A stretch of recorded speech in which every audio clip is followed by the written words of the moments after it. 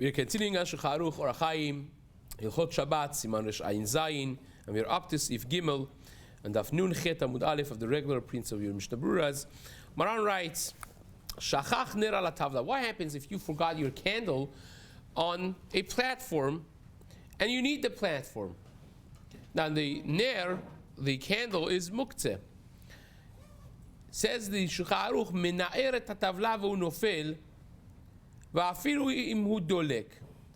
If you need the tavla and you forgot it there, now if you put the ner, the candle, deliberately there from before Shabbat, and he was there on Ben Hashmashot, as we will see later on in Siman Shin Het and Shin Yud, it will be considered basis ledavar asur. The muktzeh status takes over its platform as well, and even if a kid knocked off the candle off the tavla, the platform, that tavla is muktzeh in and of itself. It takes the laws and the status, halachic status of the muktzeh that was on it. This applies, of course, to bags, to drawers that you have deliberately placed something in it, you being the owner. If you are the owner and someone else puts something on your platform, in your drawer, they cannot make your item muktzeh for you. But nevertheless, this is a case of shachach, that you forgot it there, you didn't deliberately put it there. Therefore, the tavla, the platform, is not a basis l'davar asur, is not considered a platform for muktzeh.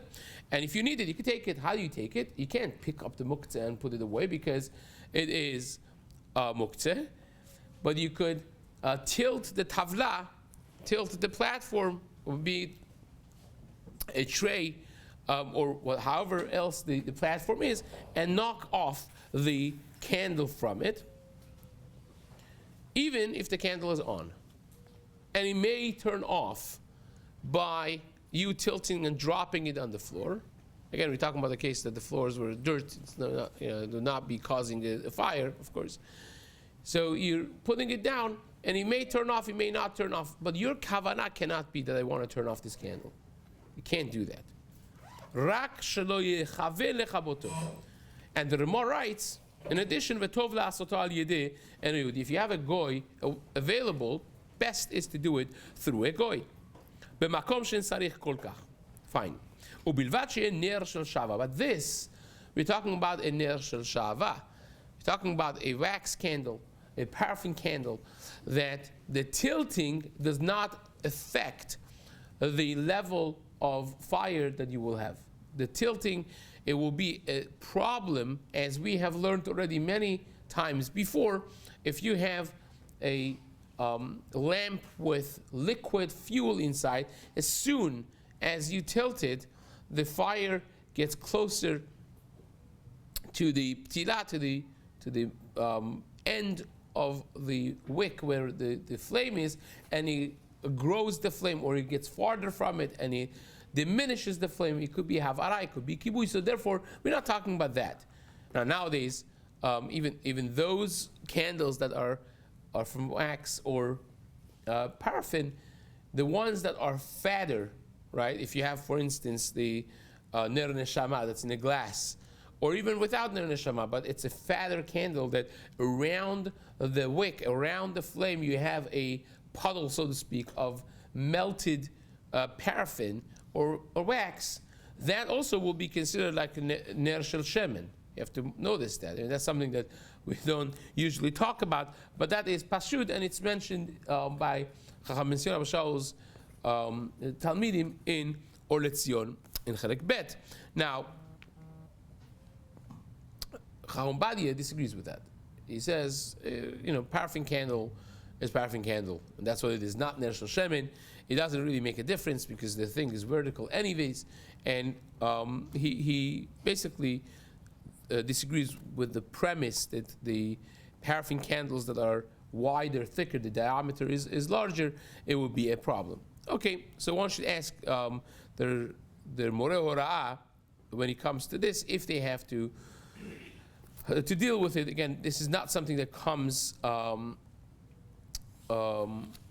handy very much, like the entire Siman, Resh Ayin Zayin and Resh Ayin Vav, we mentioned, Baruch Hashem, we have, regularly speaking, we have the luminance of electricity, and this does not become necessarily a question because you have other high level of luminance to rely on. So even if you have a candle, that's fine. But again, if you have a blackout and you want to use the paraffin candles that are larger and wider, that's going to be like a little puddle of liquid fuel. So then a person should, prior to using that, ask a question. He could get into this area of machloket Chaumbadia with Rabbi Shlomo Yisraeli. So it says, the Shulchan Aruch, continuing on the actual text of Shulchan Aruch, v'chayotze bo o shelo yehe bo shemen. We're talking about the case that this is not a liquid lamp, liquid fuel lamp. Aval im yesh bo shemen, but if you have liquid there, if you have shemen, oil, it's impossible to tilt and drop the candle, the lamp that's on, without getting the fuel closer to the source of fire, which will grow the flame, and it will be a isur of havara, and therefore, in that scenario, you cannot tilt and drop the lamp. And as we mentioned before, if you placed the lamp deliberately on that tray, on that platform, then asur lenara. You cannot move the platform, you cannot take the tray. Shara tavla basis, because that by itself has become muktzeh, having been the platform upon which the muktzeh rests deliberately. And therefore, as we mentioned before, even if a goy came and took the lamp off, a kid came and knocked it down, the tray still would be on its own, it will be considered muktzeh. It will carry the same halachot and halachic status of a muktzeh that was resting on it. So it says the Shulchan Aruch, hi basis lavar ha'asur, umikol makom mutar liga betavla, but you could touch it. It's not asur to touch muktzeh. People think, oh, you can't touch muktzeh. You could touch muktzeh as long as you're not moving it. So, a muktzeh that's round, it's a different story, because if you touch it, it starts rolling, then maybe you can't touch it. But if it's not going to move, you could touch muktzeh. So therefore you could touch this tavla, this tray, this platform, because you're not carrying, you're not moving the candle that's on it. You could touch the candelabra of the Beit Knesset, even though that the candles are already lit on the candelabra or the chandelier. The chandeliers back in the day also were lit with candles. That's why you have electric lamps that look like candles, because they're trying to mimic what used to be. Provided that your touch is not strong enough to move the candelabra, to move the chandelier. Says the Mishna Berura, same halacha would be if the candles are on top of the shulchan, on top of the table with the nirot.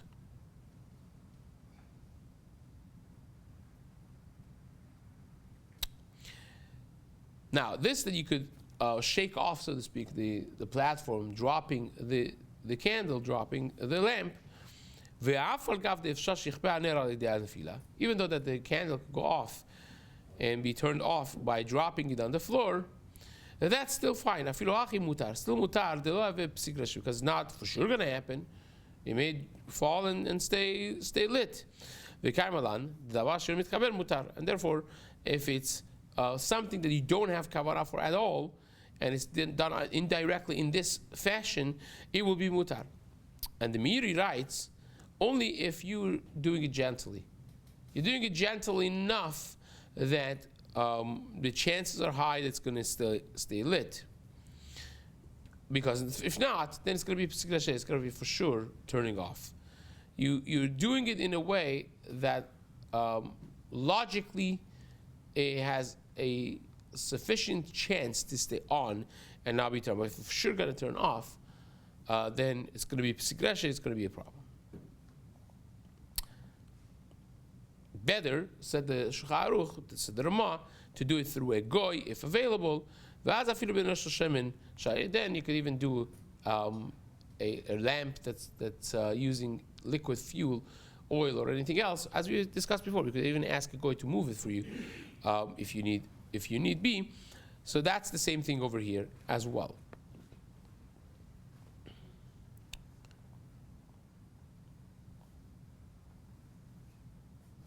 Now, this you can't tilt it if it's lit with oil, because it's impossible that the oil wouldn't get close, or the liquid fuel would not get close to the wick where the fire is and create havara. This is for sure psikresha that's going to happen, because you are literally shaking off the candle. But moving it, moving it from place A to place B with your hand gently, it's not going to be necessarily considered a psikresha. Mimakom lemakom shari, that would be mutar. If you want to take, you have candles lit on a table and you want to move the table a few feet away, that's going to be mutar. Afilu munach alav ner shel shemen, even if you have ner shel shemen, because that is not psikresha. That's not for sure going to happen. But you have to, of course, do it gently.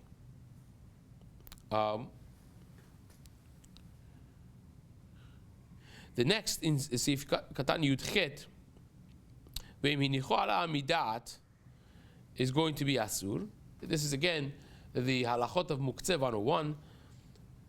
It says in Siman Shinchet, Shintet. Really, Shintet is where we talk about the halachot of Basis. Sheyesh machloket emat nikra midat. Where is it called deliberate? Do you put it there? It means that you put it there wanting sheyesh sham kol Shabbat, that you wanted it to stay there the entire Shabbat, or afilu rak b'chnisato lechud, or maybe even in the beginning of Shabbat alone would make it a muktzeh. The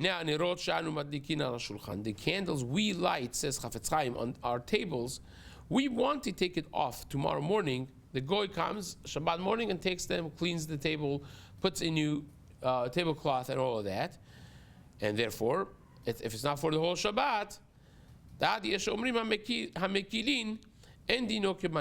that's not considered that the table is basis lavar hasur, and nor is the tablecloth. If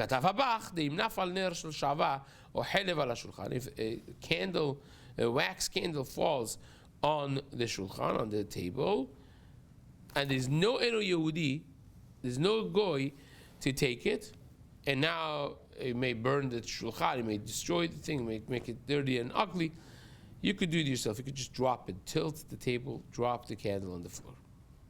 It's not going to ruin your table, or chas v'shalom set up the whole thing on fire.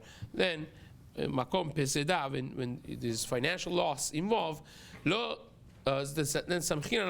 then we rely on the lenient poskim, that this was never put on the table as a basis davar asur,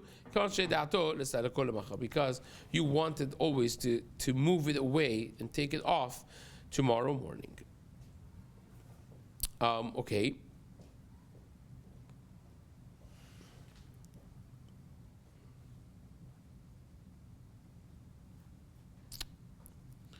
Now, the Pri Megadim says, and Mishna Berura brings these 3 lines up from the bottom of this Amud.